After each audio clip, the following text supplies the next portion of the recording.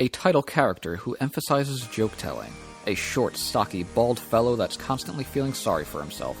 An eccentric caricature of a man who will do whatever it takes to never actually do any work. A young girl who, for whatever reason, puts up with the nonsense of all these characters. And where do these characters convene? More often than not, it's at their favorite eatery. Not much actually happens in this show, mind you, and in that nothingness, it thrives.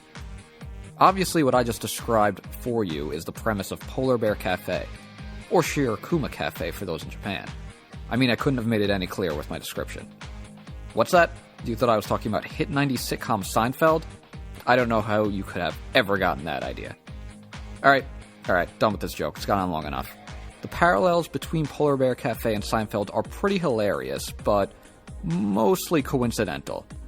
I mean, the title characters for both shows do feature a couple of joke tellers. Jerry Seinfeld, of course, is a stand-up comedian with a heavy emphasis on observational humor. He commands his audience with his deadpan explanations of everyday life. Polar Bear has a similar stoicism to him in his humor, though his comedy expertise lies in him being a master of all things pun, and punny. Not a scene goes by where the gentle carnivore isn't trying to get his cafe customers to laugh along with one of his famous puns. Speaking of Polar Bear's patrons, that's a mouthful. One of his constant customers is absolutely a George Costanza. Much like George, Penguin is constantly complaining and suffering from varying degrees of existential dread. Seriously, this penguin has some issues that need to get unpacked. While Jerry and Polar Bear maybe are jokesters by trade, George and Penguin are where the laughs come from. It's mostly laughing at them as opposed to with them, but they're big laughs nonetheless. Now, we can't go this far into a Seinfeld discussion without talking about Kramer. Just like it's a must that we discuss our portly panda friend of Polar Bear Cafe. Both Kramer and Panda are lazy moochers that have no intentions of ever working a real job in their lives. One Seinfeld storyline has Kramer getting fired from a job he doesn't even work at due to his complete incompetence. Panda, on the other hand, couldn't even lock down a job at Polar Bear Cafe, because even in his interview he couldn't hide his laziness. I mean, the place where he literally spends all his time wouldn't even hire him. Not even a chance. That's some advanced laziness. While they may be lazy and incredibly useless to society, they are still some hilarious characters. And then there's Elaine and Sasako, who are more so just along for the ride. They're the girls of the group that round out our core four, and would you look at that, they're also both humans. Unfortunately for these two, the comparison mostly ends there, as Sasako is sweet and genuine, while Elaine is overall a pretty terrible person, just like the rest of Seinfeld's cast. Sasako acts as more of a straight man for the animals to bounce off of, while Elaine bounces around just as much as the rest of her cast. Outside of the foursomes, the ancillary characters in both these shows are at times even more memorable. From the Soup Nazi and Uncle Leo to Llama and Sloth, our one-off characters manage to leave a major impact on both of these shows. I mean, not a day goes by that I don't see somebody posting a screenshot of Polar Bear Cafe's koala saying how he needs to sleep 20 hours a day. People that don't even watch anime post pictures from Polar Bear Cafe. Just like even non-Seinfeld fans can be heard shouting, "No soup for you." These shows and characters are just that ingrained in our culture. Seriously. I see that koala picture at least once a week on Instagram. I mean, no one needs to be posting that koala picture that often, but it's there. Oh, and also, both casts have pudgy recurring side characters that could be considered fifth members. Just thought I'd throw that in for good measure to round things out. While the cast is obviously important, what really makes Polar Bear Cafe the so-called Seinfeld of Anime isn't just these fairly loose character connections that I pulled out of my hat a few minutes ago. It's also the concept of these shows that make them so similar. Seinfeld prides itself as being a show about nothing. While most sitcoms have their characters grow and develop and turn into better, more well-rounded people, Seinfeld most certainly doesn't do that. Its characters stay the terrible people that they are from the start. That lack of growth is entertaining, as it's juxtaposed against the way sitcoms are usually written, at least at the time of its release. Polar Bear Cafe is the same in the sense that it knows what its characters are from the start, and it knows that they really don't need to do anything spectacular to be funny. I mean, we get like 50 episodes of Penguin wallowing in self-pity, and then accidentally dating 7 different penguins at the same time. 7. He never really stops being the same lovable deadbeat that George is, but that's what makes it enjoyable. It's filled with that mundane consistency that you just sometimes need in life.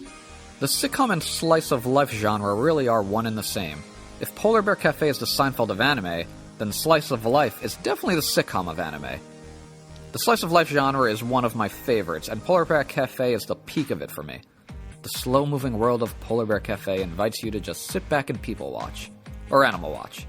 But they act like people, so call it whatever you want, I don't really care. You're along for a ride when watching this show. I mean, that's if you consider sitting in the back of a cafe listening to the inconsequential ramblings of a panda ordering iced coffee as taking a ride. You know, that cafe is something else too that really gives off the Seinfeld feel. Seinfeld thrives on having static, boring, bland settings. The cast often meets up at their local diner to discuss the mundane happenings of their lives and relationships. The diner, just like Polar Bear's cafe, are like characters themselves. These bland settings are key to setting a tone of nothingness, a tone that both these genre-defining series thrive off of. Series like this are great. To most people, anime is about giant robots, laser beams, fight scenes, and JoJo poses. The slice-of-life genre takes all the anime intensity and throws it out the window. There's no waiting around for Goku to show up and save the day at this cafe. There's no crisis here other than the painful panda fact that Polar Bear does not serve bamboo or bamboo grass at his cafe. It's as laid back as can be.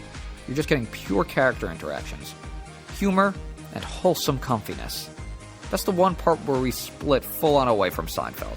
The wholesomeness. Polar Bear Cafe is funny and some of its characters are degenerates, yes, mostly Penguin, but there are also whole episodes dedicated to just showing how wholesome some of the relationships are, especially between Polar Bear and his best friend Grizzly Bear.